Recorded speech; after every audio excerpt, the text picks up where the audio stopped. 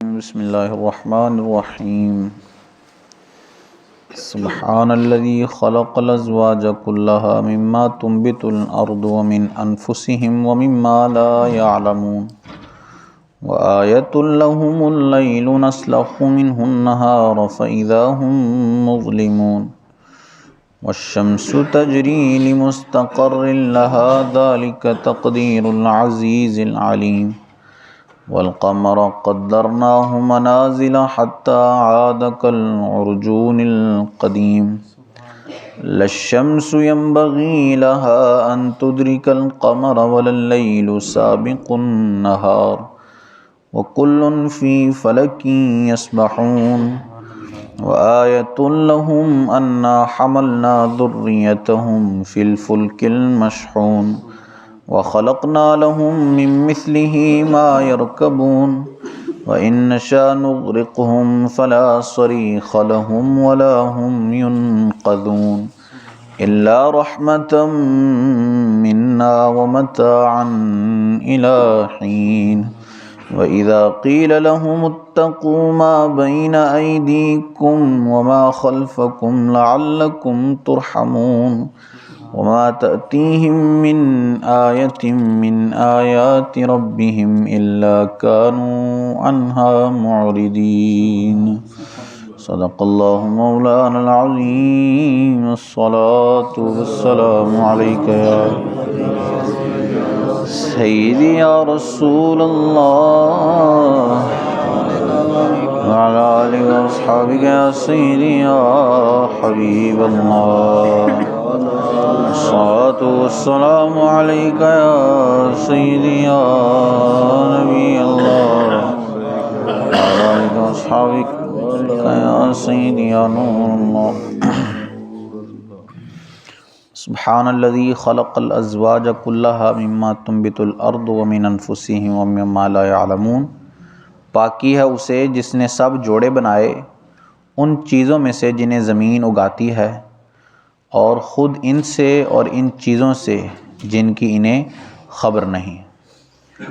وہی جو پچھلی آیات میں جو واقعہ تھا کہ ان لوگوں نے اللہ عز و جل کے ایک ہونے کا انکار کیا اور باوجود دعوت کے حق کی طرف نہیں آئے، تو اللہ عز و جل انہی کو نشانیوں کا ذکر فرما رہا ہے۔ اس سے پچھلی آیات میں بھی چند نشانیاں اللہ نے ذکر فرمائی تھیں اپنی قدرت کی۔ ایک نشانی تھی کہ اللہ عز و جل مردہ زمین کو زندہ کر دیتا ہے اور پھر اس میں سے جو ہے وہ اناج نکالتا ہے جس کو یہ لوگ کھاتے ہیں، تو یہ ایک نشانی ذکر فرمائی۔ اور پھر فرمایا کہ پاکی ہے اسے جس نے سب جوڑے بنائے، یعنی جو بھی اس نے پھل پیدا کیا یا سبزی پیدا کی ہر ایک کا ایک جوڑا بنایا، تو یہ بھی ایک نشانی کے طور پر اللہ عز و جل نے ذکر فرمایا کہ یہ بھی ہماری قدرت کی ایک نشانی ہے، لیکن اس کو دیکھ کر بھی وہ حق کی طرف نہیں آتے۔ وآیۃ لہم اللیل نسلخ منہ النہار فإذا ہم مظلمون، اور ان کے لیے ایک اور نشانی رات ہے، ہم اس پر سے دن کھینچ لیتے ہیں جبھی وہ اندھیروں میں ہو جاتی ہے۔ یعنی یہاں اللہ عز و جل ذکر فرما رہا ہے، کیونکہ پیچھے مردے کو زندہ کرنے کے بارے میں تھا، وہ لوگ یہ بھی گمان رکھتے تھے اور کافروں کا یہ بھی عقیدہ ہے کہ اللہ عز و جل جب ایک دفعہ بندہ مر جائے گا تو اس کو دوبارہ زندہ کرنے پر قادر نہیں ہے۔ تو اسی پر اللہ نے یہاں ایک آیت، ایک نشانی پیش فرمائی کہ جو رات اور دن کو الگ کرنے پر قادر ہے۔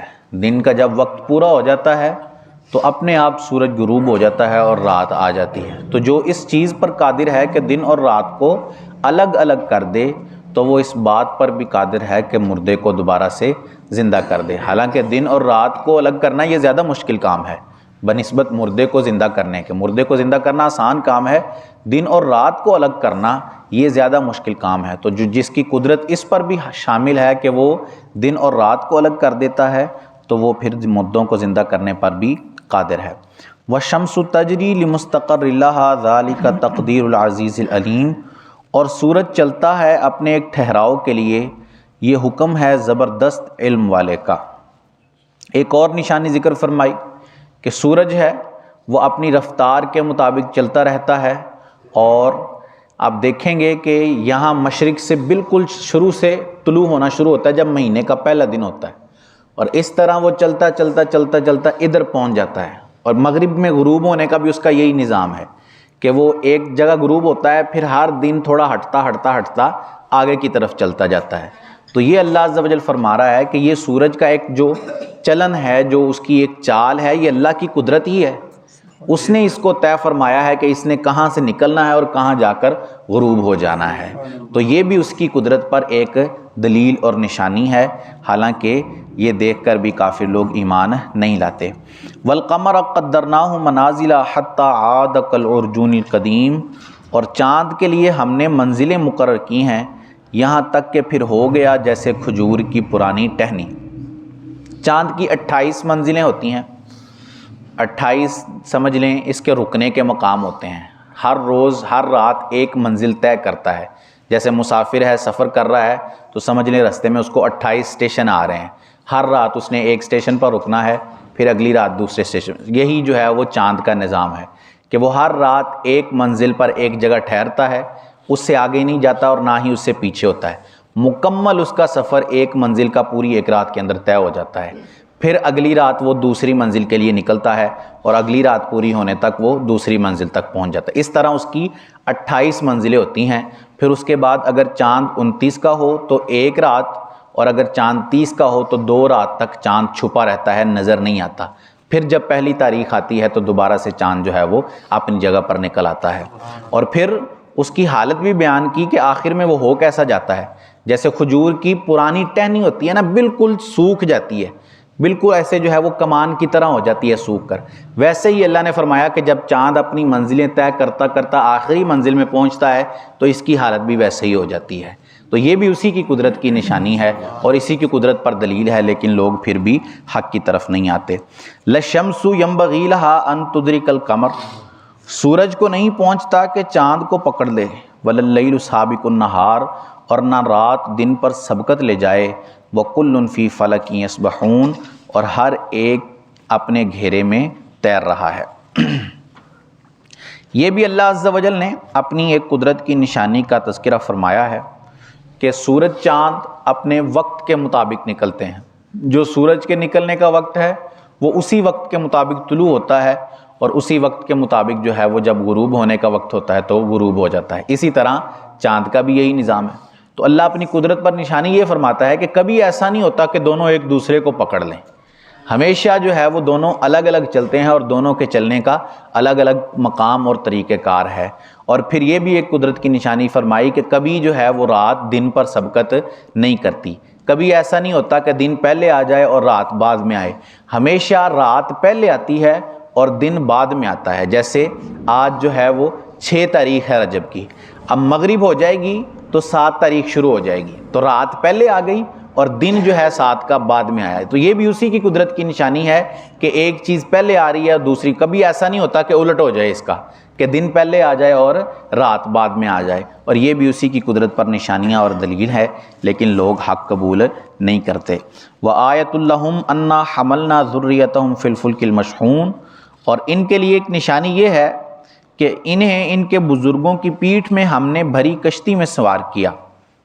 یعنی یہاں پر انسان کی تخلیق کا تذکرہ فرمایا جا رہا ہے کہ انسان اپنے والدین کی پیٹھ میں ہوتا ہے، والد کی پیٹھ میں ہوتا ہے۔ انسان کا پانی جو ہے وہ والد کی پیٹھ سے نکلتا ہے اور ماں کے سینے سے نکلتا ہے، جس سے انسان کی تخلیق کی جاتی ہے۔ جو آج میں نے سورت پڑھی تھی فجر کے اندر، اس کے اندر یہی جو ہے وہ بیان فرمایا گیا ہے کہ فَلْيَنظُرِ الْإِنسَانُ مِمَّا خُلِقَ مِمَّا إِن دَافِقٍ يَخْرُجُ مِن بَيْنِ الصُّلْبِ وَالتَّرَائِبِ، پانی سے پیدا کیا، وہ پانی کہ جو نکلتا ہے چھاتیوں سے اور پشتوں سے۔ تو یہ انسان کی تخلیق کا مرحلہ ہے۔ تو اللہ فرماتا ہے کہ ہم نے انسان کو اس کے والدین کی پشت میں محفوظ رکھا، ہماری حفاظت فرمائی، اور پھر ہمیں وقت مقرر پر اللہ عز و جل نے پیدا فرمایا جو ہمارے پیدا ہونے کا وقت تھا۔ تو یہ بھی اللہ عز و جل کی قدرت کی ایک نشانی ہے، لیکن لوگ پھر بھی حق قبول نہیں کرتے۔ وَخَلَقْنَا لَهُم مِّن مِّثْلِهِ مَا يَرْكَبُونَ، اور ان کے لیے ویسی ہی کشتیاں بنا دی جن پر سوار ہوتے ہیں۔ وَإِن نَّشَأْ نُغْرِقْهُمْ فَلَا صَرِيخَ لَهُمْ، اور ہم چاہیں تو انہیں ڈبو دیں، نہ کوئی ان کی فریاد کو پہنچنے والا ہو۔ وَلَا هُمْ يُنْقَذُونَ، اور نہ وہ بچائے جائیں۔ إِلَّا رَحْمَةً مِنَّا، مگر ہماری طرف کی رحمت۔ وَمَتَاعًا إِلَىٰ حِينٍ، اور ایک وقت تک برتنے دینا۔ یہاں اللہ عز و جل فرما رہا ہے کہ انسان نے اپنی سہولت کے لیے کشتیاں بنا لی ہیں، اور یہ کشتیاں بھی اللہ عز و جل نے ہی سکھایا ہے انسان کو کہ کیسے بنانی ہے، اور ان پر پھر سواری کیسے کرنی ہے، یہ اللہ عز و جل کی دی ہوئی عقل سے ہی انسان کرتا ہے۔ پھر اللہ فرماتا ہے کہ جب یہ کشتیاں بنا لیتا ہے، بن جاتی ہیں، تو اب اس کو جو ہے وہ اس بات سے بے خوف نہیں ہونا چاہیے، کیونکہ جس نے اس بات کی توفیق دی ہے کہ یہ کشتی بنا لے، وہ اس بات پر بھی قادر ہے کہ اس کو کشتی کے اندر ڈبو بھی سکتا ہے۔ اس کی قدرت اس بات پر بھی ہے کہ چاہے تو اس کو کشتی میں ڈبو دے اور کوئی اس کی مدد کرنے والا نہ ہو۔ ہمیشہ جو مدد ہے وہ بندے کو اللہ ہی کی طرف سے پہنچتی ہے۔ کافر جو مانتے ہی نہیں بالکل خدا کو، وہ بھی قرآن مجید میں تذکرہ ہے کہ جب سمندر میں پھنس جاتے ہیں اور طوفان ہر طرف سے نظر آ رہا ہوتا ہے انہیں، اور انہیں یہ یقین ہو جاتا ہے کہ اب ہمارے بچنے کی کوئی صورت نہیں باقی رہی، تو وہ پھر اللہ کو پکارتے ہیں، فریاد کرتے ہیں، اور سارے اپنے بت اور جو جھوٹے خدا ہیں ان کو بھول جاتے ہیں، اور وہ ان کی مدد کو بھی نہیں آتے۔ اللہ فرماتا ہے کہ وہ یہ پکارتے ہیں ان کو، لیکن وہ ان کی مدد کو نہیں پہنچ سکتے۔ پھر یہ سب کو چھوڑ کر ہمیں پکارتے ہیں اور کہتے ہیں کہ اگر تو آج ہمیں اس مصیبت سے نجات دے دے تو ہم تجھ پر ایمان لے آئیں گے۔ اللہ فرماتا ہے ہم انہیں نجات دے دیتے ہیں، لیکن پھر یہ خشکی کی طرف آتے ہیں، دوبارہ سے ہماری نافرمانی کرنا شروع کر دیتے ہیں اور ہماری نافرمانی میں پڑ جاتے ہیں۔ تو یہ اللہ عز و جل اپنی قدرت کی نشانیاں ذکر فرماتا ہے اس بات کے لیے تاکہ ہم عبرت حاصل کریں، تاکہ ہم اس کی جو ہے وہ قدرت پر سچا ایمان رکھیں۔ اگر ہمارا ایمان ہے تو پھر اس کے مطابق ہم عمل بھی کریں۔ اب یہ نشانیاں ان لوگوں کے لیے خاص ہیں کہ جنہوں نے کفر کیا تھا، جنہوں نے انکار کیا تھا اللہ عز و جل کی قدرت کا، تو اللہ نے ان کے لیے نشانیوں کا ذکر فرمایا، لیکن حکم سب کے لیے عام ہے۔ اس کے اندر حکم مسلمانوں کے لیے بھی ہے۔ اب ہماری حالت دیکھیں، کیا ہماری حالت نشانیوں کو ماننے والوں کی طرح ہے؟ اگر ہمیں یقین ہوتا کہ یہ اللہ عز و جل کی ساری قدرتیں ہیں، اور اللہ عز و جل جس طرح ان چیزوں پر قادر ہے ویسے ہی اللہ مارنے کے بعد دوبارہ زندہ کرنے پر بھی قادر ہے، تو پھر ہم اس کے مطابق عمل کرنا چاہیے تھا نا۔ لیکن ہمارا عمل اس کے خلاف ہے۔ ہمارا عمل ماننے والوں کی طرح نہیں ہے، ہمارا عمل انکار کرنے والوں کی طرح ہے۔ وہ لوگ جنہوں نے انکار کیا تھا، ہم اعمال ان جیسے کرتے ہیں۔ تو ان نشانیوں سے ہمیں بھی عبرت حاصل کرنی چاہیے کہ ساری چیزیں، ساری جو کائنات کے اندر موجود اشیاء ہیں، وہ سب قدرت الہی کے تحت ہیں۔ اس کی اجازت کے بغیر کوئی شے ادھر سے ادھر نہیں ہو سکتی۔ وہ چاہے تو سانس آئے اور وہ چاہے تو سانس باہر نکلے، اس کی اجازت سے ہی ہوا چلتی ہے۔ وہ چاہے تو ہوا روک لے، اس کی اجازت سے پانی برستا ہے اور اناج اگتا ہے جس کو ہم کھاتے ہیں۔ وہ چاہے تو پانی کو روک لے، بادل نہ برسیں اور ہمارے اناج کا خاتمہ ہو جائے۔ تو سب اسی کے محتاج ہیں۔ وہ اپنی رحمت کرتا ہے تو ہم جو ہے وہ جی رہے ہیں۔ یہی فرمایا اللہ نے کہ اللہ ان کو چاہے تو ڈبو دے تو پھر ان کو کوئی بچانے والا نہیں سوائے ہماری رحمت کے، الا رحمتا منا، سوائے ہماری رحمت کے، کہ ہماری رحمت پہنچ جاتی ہے اور وہ ان کو بچا لیتی ہے۔ اور آج ہم بھی بچے ہوئے ہیں، ہم جو ہے وہ زندگی گزار رہے ہیں، تو یہ بھی اس کی رحمت ہے۔ تو جو اتنی رحمت فرماتا ہے ہم پر، تو ہمیں بھی اس کی عبادت میں ہی مشغول رہنا چاہیے، اس کی نافرمانیوں سے بچ جانا چاہیے، اس کے حکم کے خلاف، اس کے رسول کے حکم کے خلاف نہیں چلنا چاہیے، ورنہ صرف اور صرف بربادی اور ندامت کے سوا ہمارے ہاتھ کچھ نہیں آئے گا۔ جو اس کے حکم کے خلاف چلتے ہیں وہ ان کو تباہ و برباد کر دیتا ہے۔ ایک قوم جس کے اندر اللہ عز و جل نے 13 انبیاء کو بھیجا، 13 نبی بھیجے، اور انہوں نے 13 کے 13 کو جھٹلا دیا اور سب کو جو ہے وہ سب کا انکار کر دیا۔ اور وہ قوم کیسی تھی؟ اس پر اللہ نے رحمتیں کتنی فرمائی تھیں کہ اس کے باغات اتنے لدے ہوئے تھے، اتنے زیادہ پھل تھے باغوں کے اندر، جس کی مثال ایسے دی جاتی ہے کہ اگر کوئی شخص اپنے سر پر ٹوکری رکھ کر باغ میں سے گزرے اور توڑے نہیں پھل، ویسے ہی گزر جائے تو اس کی ٹوکری پھلوں سے بھر جاتی۔ اتنے پھل اللہ عز و جل نے ان کو عطا فرمائے۔ ان کی آب و ہوا اتنی صاف ستھری کہ اگر کوئی شخص باہر سے بیمار آتا، وہاں ان کے شہر میں آ جاتا تو اس کی بیماری درست ہو جاتی۔ ایسی آب و ہوا بہترین اللہ عز و جل نے انہیں عطا فرمائی، لیکن انہوں نے اللہ کے نبیوں کا انکار کیا تو اللہ عز و جل نے ان پر پانی کا عذاب نازل فرمایا، سیلاب آیا اور ان کے سارے باغات اور ساری چیزیں بہا کر لے گیا، اور ان کے پاس ندامت کے سوا کچھ بھی باقی نہیں بچا۔ کیوں؟ کیونکہ انہوں نے اللہ عز و جل کا انکار کیا۔ ہم سنتے ہیں یہ ساری چیزیں ہماری عبرت کے لیے ہیں۔ فرعون کا واقعہ ہمیں یاد ہے، قارون اتنی زیادہ دولت کہ 100 اونٹ صرف اس کے خزانوں کی چابیاں ہی اٹھاتے تھے، اتنی دولت اللہ نے اس کو عطا فرمائی، 100 اونٹ۔ اور توریت کا بھی عالم، توریت جاننے والا، توریت کا عالم، حافظ، لیکن اللہ عز و جل کی نافرمانی میں مبتلا ہوا تو اللہ نے اس کو اس کے خزانے سمیت زمین کے اندر دھنسا دیا، زمین کے اندر دفن کر دیا گیا زندہ خزانے سمیت۔ کیوں؟ کیونکہ اس نے اپنے رب کی نافرمانی کی۔ تو یہ سارے واقعات ہماری عبرت کے لیے ہیں کہ ہم اپنے رب کی نافرمانی سے باز آ جائیں۔ آج یہ جو پچھلی قوموں کی طرح عذاب نہیں آتے ہم پر، تو یہ تو حضور کا کرم ہے۔ پچھلی قوموں کی شکلیں تبدیل کر دی جاتی، کوئی رات کو گناہ کرتا تو دن کو اس کے دروازے پر لکھ دیا جاتا ہے کہ یہ اس بندے نے فلاں گناہ کیا ہے رات کے وقت۔ تو یہ سب حضور کا کرم ہے کہ آج ہماری شکلیں تبدیل نہیں کی جاتی، آج ہم پر پتھروں کا عذاب نہیں آتا، ورنہ کون سی ایسی بدبختی ہے یا کون سا ایسا گناہ ہے جو پچھلی امتوں میں تھا اور ہم میں نہیں ہے۔ آپ گننا شروع کریں اور آپ دیکھتے جائیں کہ جو جو گناہ پچھلی امتوں کے اندر تھے اور جن جن گناہوں کی وجہ سے پچھلی امتوں پر عذاب آیا، وہ سارے ہمارے اندر پائے جاتے ہیں۔ شعیب علیہ السلام کی قوم پر عذاب آیا کیونکہ وہ ناپ تول میں کمی کیا کرتے تھے، آج ہمارے اندر بھی یہی نظام ہے، ناپ تول میں کمی کا۔ لوط علیہ السلام کی قوم پر عذاب آیا بدکاری کی وجہ سے، آج ہمارے اندر بھی وہ پائی جاتی ہے، ہماری قوم کے اندر، اور اس کا رجحان بڑھ بھی رہا ہے۔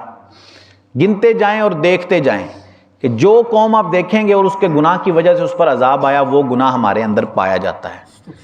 تو ہم بچتے نہیں ہیں، ہم پر یہ عذاب نازل نہیں ہو رہا تو یہ تو حضور کا کرم ہے، ورنہ ہمارے اعمال تو ایسے نہیں ہیں کہ ہم عذاب سے بچ جائیں، اور یہ اس کی رحمت ہے کہ وہ ہمیں عذاب سے بچا کے رکھتا ہے، ہم پر عذاب نازل نہیں فرماتا۔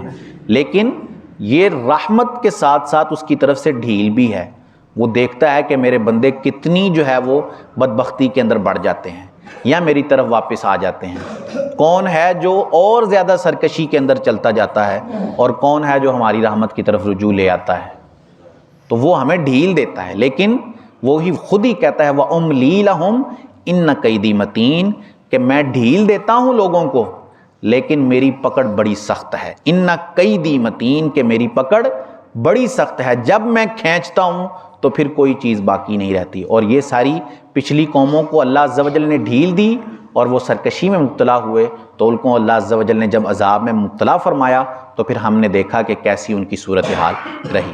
تو یہ ساری چیزیں ہماری عبرت۔ قرآن صرف اور صرف جو ہے وہ اس بات کے لیے نہیں کہ اس کو ختم کے لیے استعمال کیا جائے، درود کے لیے استعمال کیا، دم وغیرہ کروایا جائے اسے، قرآن ہماری عبرت کے لیے ہے، قرآن ہمارے لیے ہے کہ ہم اس پر عمل کریں۔